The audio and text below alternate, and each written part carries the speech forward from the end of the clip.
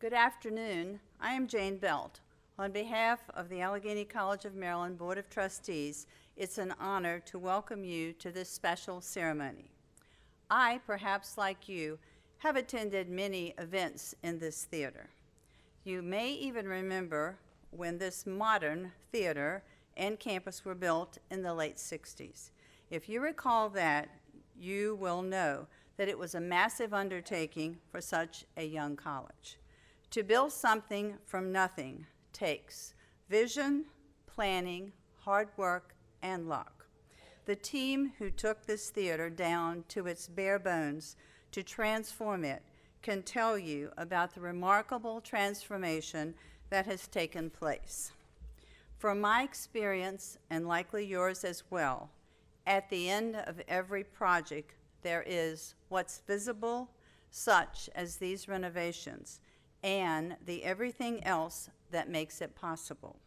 Today, we shine a light on that everything.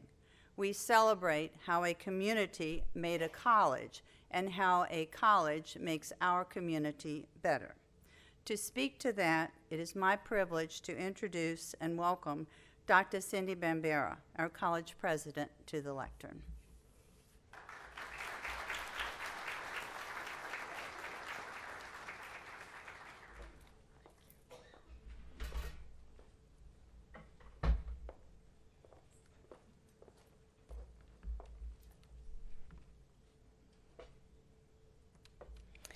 Thank you, Jane. Jane's been a humble servant of the college for 30 years and board vice chair for many years. Her leadership deserves a special round of applause.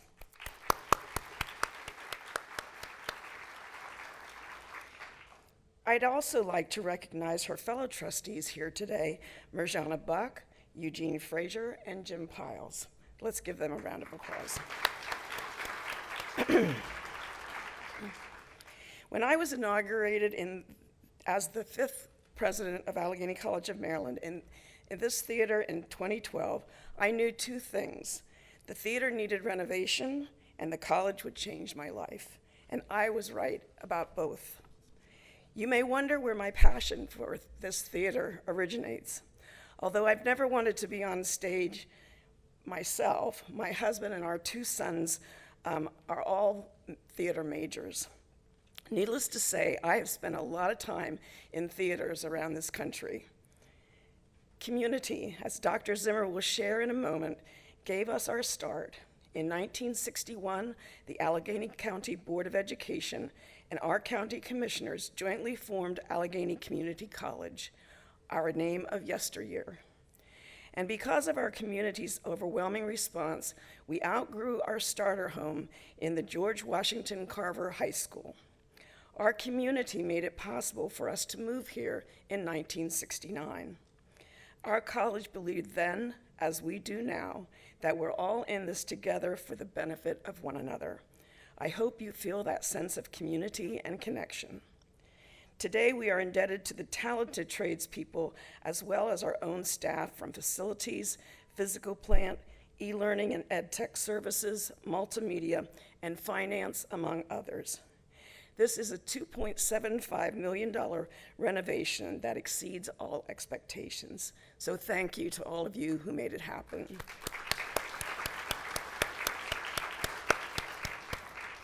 We are especially grateful for our public and private partners who prioritized and funded this project, and there were many.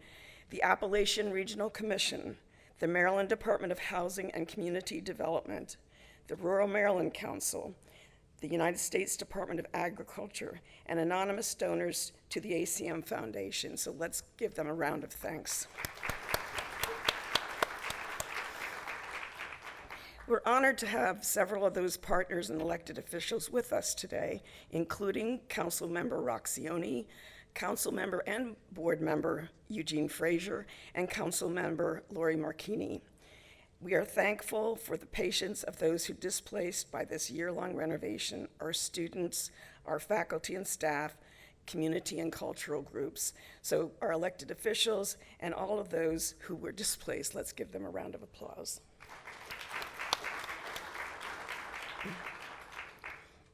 I'd like to invite one such student group, the ACM Student Choir, to share their talents with us this afternoon. Following the choir's selection, Dr. William Chip Zimmer will share memories of his father, our founding college president, as part of the theater rededication. His father saw incredible potential in our community. 6 decades later, we continue to support many of those relationships he established. It is my pleasure to hand the ceremony to Melody Gashler, the college's Associate Professor of Music.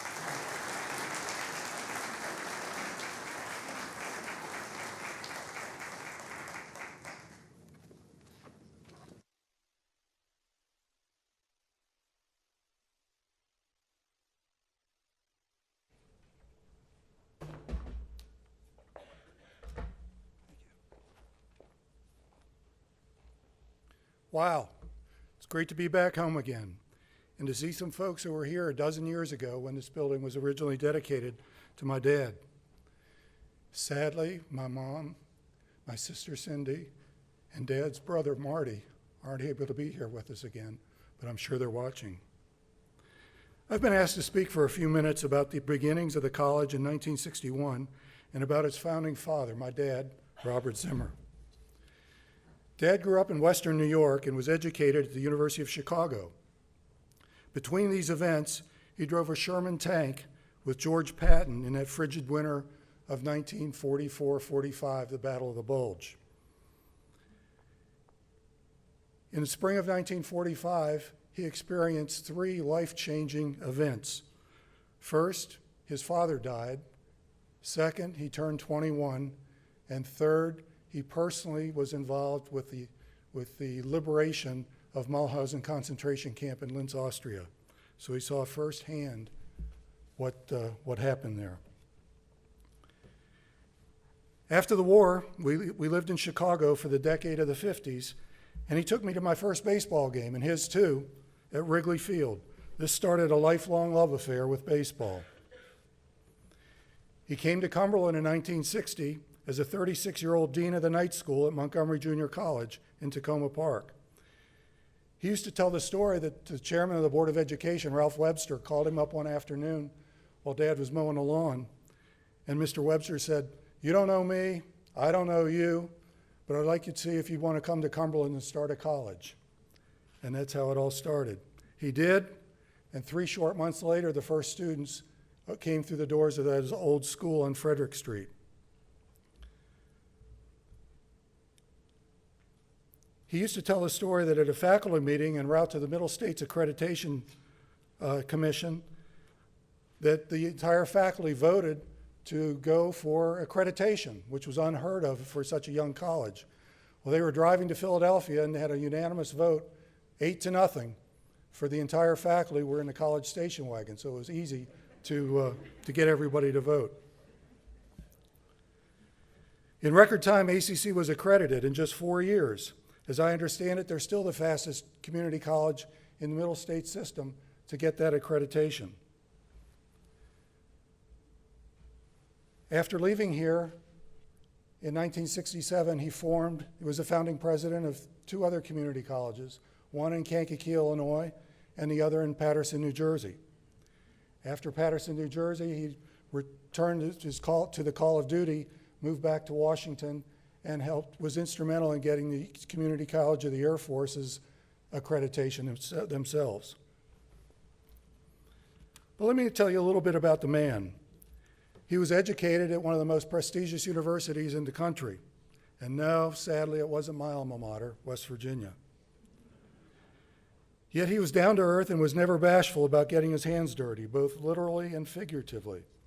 Although a serious student, a PhD, and an Air Force colonel, he was a jokester, always with that Cheshire cat grin as he set up a joke.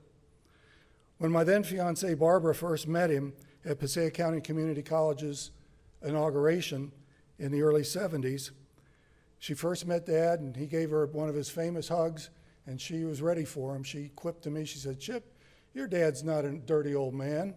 He's just an old man." He was 47 at the time. Well, Dad's not one to let a joke get the best of him. So the next morning, he knocked on Barb's door and Dad said, "Barb, would you like to have breakfast in bed?" And she was shocked, given that what she called him earlier. And she said, "Well, gratefully, yeah, I'd love it." So a minute later, Dad and Uncle Marty marched into her bedroom with a bowl of cereal and milk and promptly dumped it on her head in the bed. Sadly, all those years in D.C. caused him to become a dreaded Redskins fan, spurning his hometown team of Buffalo. We won't talk about how they looked last night, though. He showed up at our house in Laurel, decked out in Redskin regalia, Redskin shirt, hat, and if you all remember, the hog nose that the Hogs wore, which was the offensive line. Well, he ribbed us all the time during the game, and early on, Art Monk scored a touchdown, and Dad was euphoric. Monk played for the Redskins, and very ceremoniously grabbed a helium balloon that my devious uncle sent him for the game and popped it. And he popped it while he was singing Hail to the Redskins. Well, a minute later, the touchdown was called back, and our one-year-old daughter, Katie, yelled laughingly at him, "Granddaddy, blow that balloon back up." The term heroes is thrown around a lot these days. The heroes in my life have each had 6 character traits, and my dad embodied all of them. He was a church deacon at LaVale Methodist Church, a life scout and adult leader of Explorer Post 10, a veteran of World War II and the Battle of the Bulge, a Freemason and chief urban of the Allegan Shrine Club, a community leader serving as president of the Cumberland Lions and chair of the Cumberland Sports Car Races, and of course a dedicated family man and husband of 62 years. Former ACM president, the late Don Alexander, said at this dedication of this building 11 years ago, his quote was, about my dad, "He was an extraordinary man, a man forged by his upbringing, by his family, by war, and by the 10 Commandments. This man was a hero. He changed many people's lives through his dedication and hard work." Don passed away a few years after that and had been president here for some 25 years. In an interview with David Jones, he offered this profound observation in an interview. My dad did. As he said, quote, "As I contemplate the achievement and growth of our students, I'm pleased. As I visualize the opportunities available to them, I'm envious. As I follow their careers, I'm uneasy and as comfortable as a colleague should be." This college is a testament to those visionaries some 60 years ago who imagined the impossible. They looked at that old school on Frederick Street and that field by the country club and saw a college. That vision and dedication of one man and a community built what would become the crown jewel of Western Maryland, Allegheny College of Maryland. Now, after another performance from our student choir, our next speaker is a professor who continues my dad's college community vision, ACM's Chair of Humanity, Professor Jenna Gallion.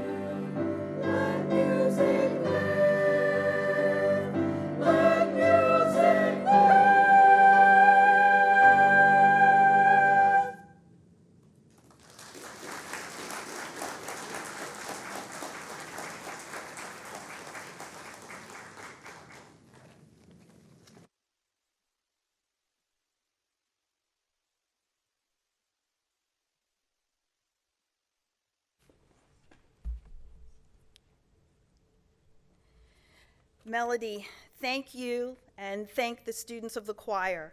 I can't wait to be seated out there for the next performances of the show choir and choir. Dr. Zimmer, it's been a pleasure to meet you today, and we are grateful to be reminded of the remarkable person your father was and why this theater bears his name.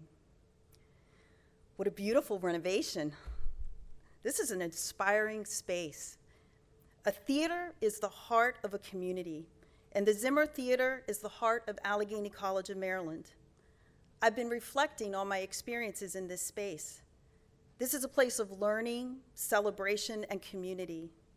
We have celebrated our students during award ceremonies, pinning ceremonies, and Phi Theta Kappa events. And I've watched gifted students express their talents on this stage, sometimes with great bravery, overcoming their fears. This is also a place of learning where speakers from around the globe and from our community enlighten us with their knowledge, expertise, and experiences, and I look forward to returning to that programming.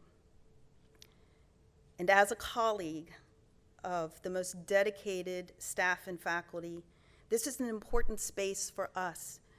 We come from our respective corners of campus to this theater where we are committed to our professional development and plan for this college's future. And importantly, the Zimmer Theater is for our regional community as well, a place where theater groups and dance companies can perform in front of beaming friends and family sitting where you are right now. And it also provides a space for civic engagement where our representatives and citizens assemble with great respect for the principles of democracy. However, what happens on this stage is nothing without the auditorium. Think about this. For thousands of years, this type of space has changed very little. And I've watched you coming in today, tingling with some anticipation, talking to one another, waving across the aisles to each other, turning to the person behind you to share a few words. When people of a community, no matter their position or status, when people are drawn to the theater space, we may enter as individuals, but we leave transformed.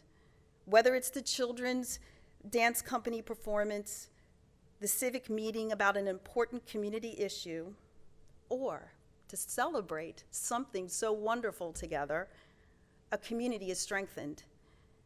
And decades ago, Dr. Zimmer transformed our regional community by building Allegheny College of Maryland. And during this time of virtual meetings and streaming video, I look forward to joining my community in the Zimmer Theater, a space where lives are transformed and communities are strengthened. Our next two speakers, my former students, share their hopes for our college's future. And as for their own future, they both intend to transfer after graduation with plans to care for natural wonders in vastly different settings, a forest and a labor and delivery unit. But first, here's a dynamic glimpse of our college's present through the perspective of a short video titled, "Who is ACM?" The video is produced by an ACM alumna, Caitlin Deal of 51 South Productions.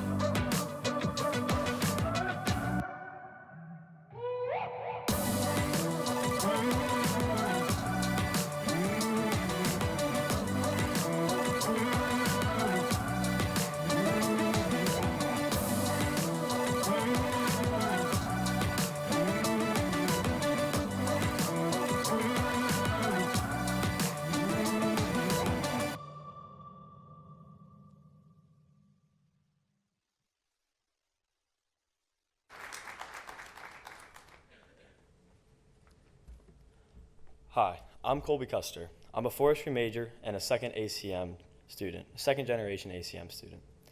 Thanks to the ACM Foundation, I'm studying to work in a state forest or in a wildlife management area, hopefully in Maryland. My path to ACM started in the forest near my home in Old Town. I grew up outdoors, walking, hunting, and fishing with my father. In 7th grade, I thought I'd be a DNR officer. Boy, was I wrong. While at Fort Hill, I landed on forestry, and I started to do some research. ACM's Forest Technology Program is the only one in Maryland to be accredited by SAF, which is the Society of American Foresters. On top of that, the college is affordable, and ACM is practically in my backyard. When I started, I thought I had some background knowledge on forestry, but in all reality, I didn't really know a thing. I basically started from scratch. Fortunately, the Forest Technology Program is the best preparation you can get. The amount of time I'm outside and the hands-on experience I earn really makes a huge difference. The classes at ACM are challenging, far more than high school, but I've had great instructors. In May, I'll graduate with my associate's degree along with multiple fire prevention and chainsaw safety certifications. My future path will take me as a transfer student to either WVU or Colorado State University. My wish for ACM's future is that it stays as it is now. A college is easy for students to navigate and a place where you get to know your fellow classmates and instructors while making connections that will last a lifetime. Thank you. Here's Sadie to share her story.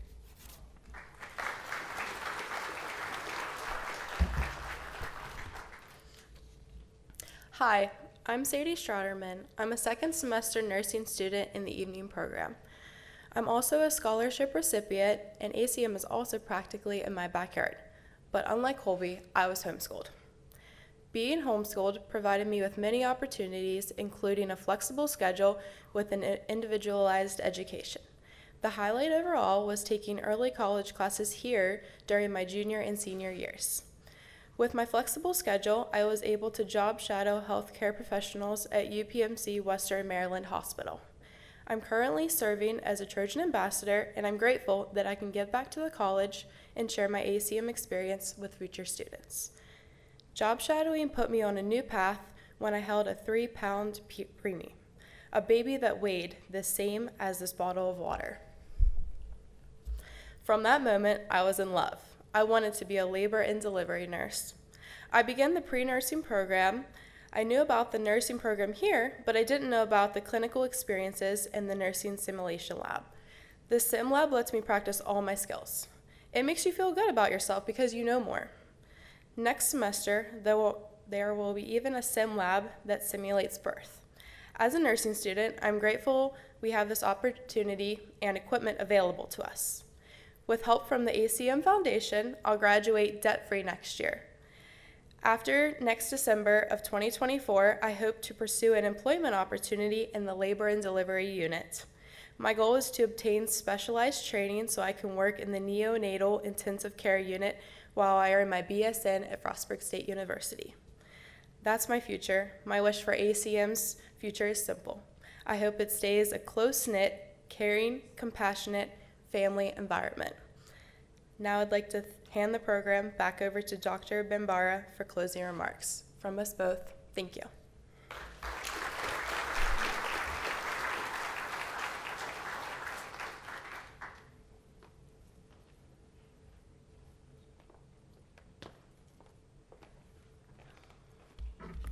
It was wonderful to hear from you. I'm just a little short. You can't see me over this podium, so we have to do a little maneuvering here. All right. It was wonderful to hear from both of you. Sadie, I share your affection for holding small babies. I have one 2-month-old grandson, so I'm getting plenty of practice. Colby, I also grew up outdoors, but on a farm in Pennsylvania, so I will leave the chainsawing to you. Thank you. It'll be an honor to see where your lives of service take you.